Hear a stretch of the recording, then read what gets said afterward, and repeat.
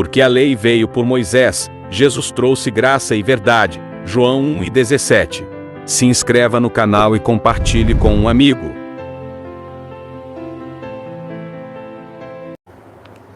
Você vê completo, você está perfeito nele, que é o cabeça de todo o principado e potestade. Colossenses capítulo 2, versículo 10, afirma, e quando nós recebemos esta palavra com olhos iluminados, nós descansamos naquilo que estamos. E o texto diz que nós estamos perfeitos nele, que é o cabeça de todo o principado e potestade. Sejam todos bem-vindos, graça e paz, graça eterna. Eu quero deixar essa pequena reflexão.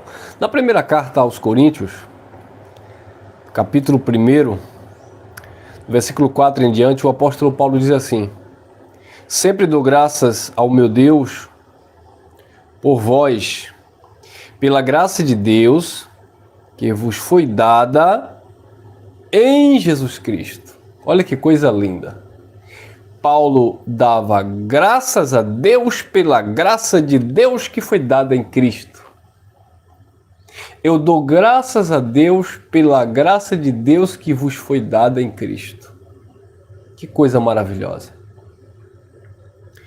Sempre dou graças ao meu Deus por vós, pela graça de Deus que vos foi dada em Jesus Cristo. Porque em tudo, isso é graça de Deus, porque em tudo fostes enriquecidos nele.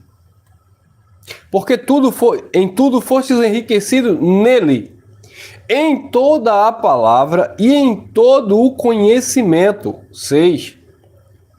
Como foi mesmo o testemunho de Cristo, confirmado entre vós. 7. De maneira que nenhum dom vos falta, esperando a manifestação de nosso Senhor Jesus Cristo. Então, Paulo já falava lá no primeiro século para esta igreja: nenhum dom vos falta. Vocês estão completos nele, vocês estão enriquecidos da sua graça. Paulo chega a dizer que ele se fez pobre para nos enriquecer. Querido, a maior riqueza que nós temos é o conhecimento desse Deus que nos traz paz, que nos posiciona em um lugar de descanso, sabe, que nos conforta e traz alívio em meio às dificuldades, em meio às lutas. O Deus que a religião apresenta é um Deus confuso, um Deus vingativo, um Deus rancoroso, um Deus agiota, né? Porque parece que empresta juro, ele dá alguma coisa, mas se você não fizer algo, ele toma, ele cobra, ele aperta. Mas o Deus de toda graça, que olhou para o seu povo e viu o seu povo falho, pecador, e justificou, liberou no espírito, na mente e no coração o dom da fé, a capacidade, isso é riqueza, de acreditarmos, de crermos. E os eleitos receberam essa dádiva, esse dom. E Paulo chega a dizer aos romanos também que os dons de Deus são irrevogáveis, sem arrependimento. Nós podemos dizer que hoje descansamos nesta graça maravilhosa, onde não existe mais o véu que nos separou de Deus, onde não existe mais todo aquele sistema litúrgico, legalista, preceitos, onde havia separação, divisão, inimizade, parede, bloqueio. Hoje nós temos o livre acesso ao trono da graça de Deus.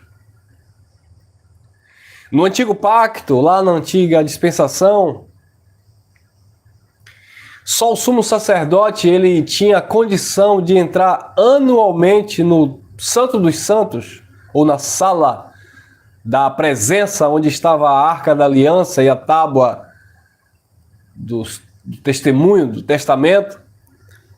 Só o sumo sacerdote ele entrava anualmente, enquanto as pessoas ficavam no átrio, enquanto os levitas estavam ali ministrando na segunda parte do templo.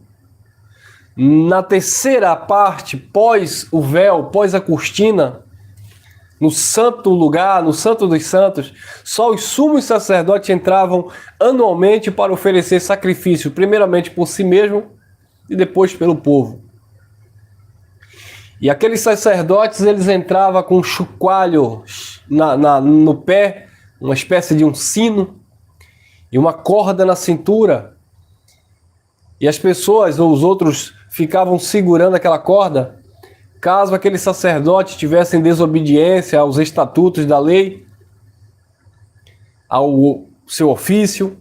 Ele era fulminado lá dentro, e como as pessoas não podiam entrar, tinha que arrastar ele pelaquela corda. Então só ele tinha entrada à presença de Deus, que estava ali sendo representada pela arca e pelas tábuas da aliança. Mas Cristo, ele inaugurou um novo e vivo caminho nesse sangue, ou pelo sangue. E aí Pedro agora, fazendo analogia com aquele sacerdócio lá, levítico, que só eles tinham acesso, Pedro diz: nós somos reinos e sacerdotes agora. Nós podemos apresentar os nossos sacrifícios espirituais a Deus, porque não era mais agora na graça, na nova aliança, sacrifício de animal, como o sacerdote apresentava. Agora são sacrifícios vivos. O apóstolo Paulo fala aos Romanos, capítulo 12: rogo-vos, pois, irmãos, pela compaixão de Deus, que apresentei os vossos corpos como sacrifícios vivos, santo e agradável ao Senhor. Este é o vosso culto racional. Então, na graça não é mais o sacrifício de animal, não é o paga-preço, porque foi pago por Cristo. Mas na graça, o sacrifício, ou o esforço, ou a dedicação, é algo racional, é vivo, é a tua vida, sabe? É o teu entendimento diante de Deus. E hoje, pelo novo e vivo caminho, o véu do templo se rasgou, e não mais aquele sumo sacerdote que só ele tinha o direito de entrar. Hoje todos os filhos, independente dos povos, da nacionalidade, todos os filhos de Deus têm acesso livre ao santo lugar, ao santo dos santos.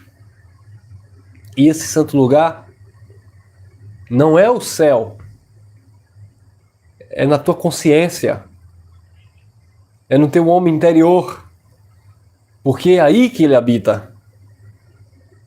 Deus é espírito, e importa que os verdadeiros adoradores o adorem em espírito e em verdade.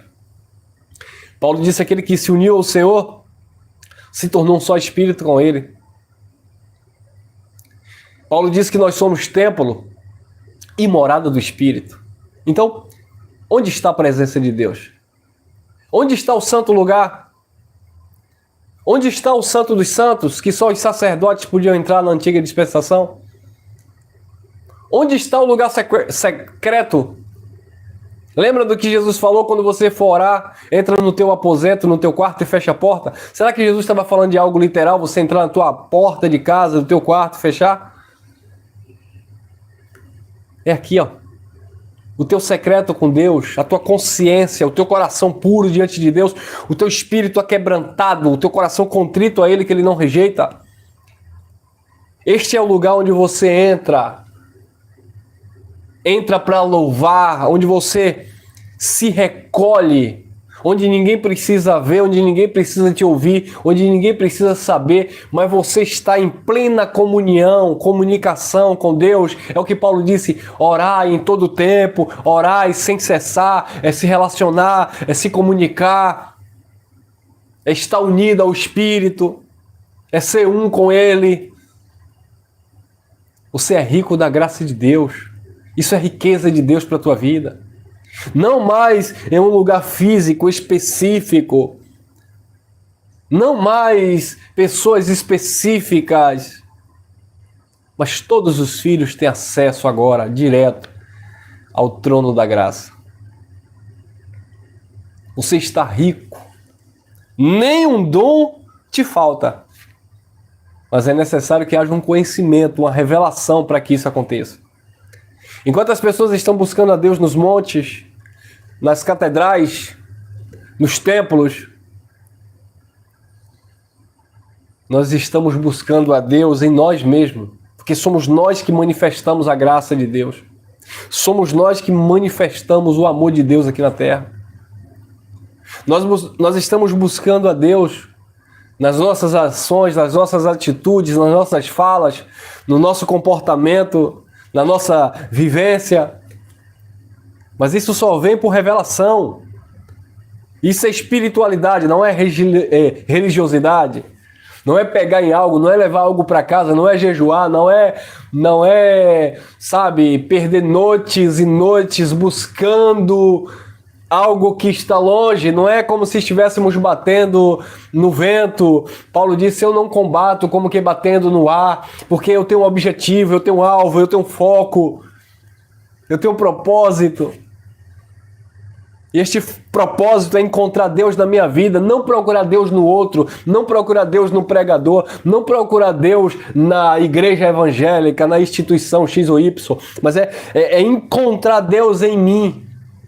Eu preciso ver Deus em mim, eu preciso ser esse outdoor de Cristo, eu preciso testemunhar de Cristo, eu preciso testemunhar da sua graça. Mas a religião nos ensinou a buscar fora, buscar o reino lá. Ali está a presença de Deus, ali é a casa de Deus, aquele profeta é de Deus, aquele pastor é de Deus, aquele homem é de Deus, aquela mulher é de Deus. Quando Jesus disse o reino estará dentro de vocês, é em vocês que o Cristo habita, é em vocês que o Evangelho se manifesta. E a fé, ela vem, ela aflora, ela sai de dentro para fora, pelo ouvir a palavra de Deus, que diz que você está abençoado com todas as sortes de bênçãos, você está perfeito, não há condenação para aqueles que entenderam esta palavra. Você está rico, nenhum dom te falta. Não é esses dons que se manifestou no primeiro século que a igreja fica buscando aí. Não, porque eu falo labachúria, é porque eu tenho um dom de profetizar, é porque eu tenho um dom... Não, esses dons bíblicos, Paulo disse, vai passar. Havendo profecias, cessarão, e cessaram-se, acabaram-se. Que as profecias falavam acerca de Cristo, profetizava até Cristo. Então acabou. A lei e os profetas vigorou até João Batista. Desde então passou a ser pregado o reino de Deus. Então aqueles dons que se manifestou lá no primeiro século, irmão Elcio, mas Paulo estava falando pós-cruz, lá na igreja dos Coríntios.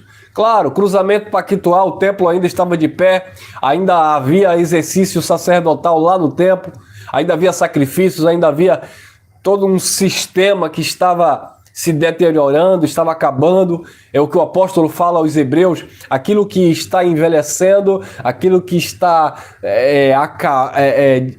sendo desvanecente, transitório, perto está de chegar ao fim, perto está de acabar, porque estava passando aquele processo de transição pactual. Mas hoje, plenitude da graça, queda do templo, onde nós sabemos que Deus é tudo em todos, você está totalmente perfeito nele. Nenhum dom te falta, você está rico da sua graça. Ele te habilitou. 2 Coríntios, no capítulo 3, segunda carta aos Coríntios, no capítulo 3, diz assim... Segunda carta aos Coríntios, capítulo 3, no versículo 4, diz assim: E é por Cristo que temos tal confiança em Deus. Não que sejamos capazes por nós mesmos de pensar alguma coisa como que de nós mesmos, mas a nossa capacidade vem de Deus, o qual nos capacitou, nos habilitou para sermos ministros, ministrarmos uma nova aliança, não a letra, que era a lei, porque a letra matava, mas o Espírito, que é a graça, e o Espírito da revelação, do conhecimento, ele dá vida. O conhecimento traz vida, abençoado. Então você é capaz, você foi chamado para viver as insondáveis riquezas, as maravilhas conquistadas por Deus na pessoa de Cristo no Calvário. Graça e paz, graça eterna, Igreja santa, irrepreensível, imaculada, sem pecado, sem condenação, perfeitos em amor, perfeitos nele, santificados nele. Quando você consulta a carne e sangue, quando você consulta o seu eu, você vê fraqueza, debilidades, erros, que você deve dominar. Chamado em graça não é para continuar pecando, pelo contrário, chamado em graça é para viver uma vida graciosamente diante de Deus. Você foi chamado para viver em amor, ser diante do Pai irrepreensível. Claro que com as nossas falhas, nossas debilidades humanas, e Deus conhece a nossa estrutura, Ele não vai levar isso em consideração. Mas é você que tem que levar em consideração. O que eu faço, o que eu planto, como eu estou agindo, como eu estou reagindo. Isso não vai decidir ou definir o teu destino. Vai decidir e definir a tua trajetória de vida. E como nós queremos viver bem, reinando em vida e em perfeita vitória, vamos escolher bem, vamos tomar decisões sábias dentro de um conhecimento da palavra do Pai, para que nós estejamos desfrutando aqui em vida do amor, da misericórdia e da graça do Pai. Porque a eternidade Ele já garantiu, já preparou, e a você só compete, só basta crer. Graça e paz.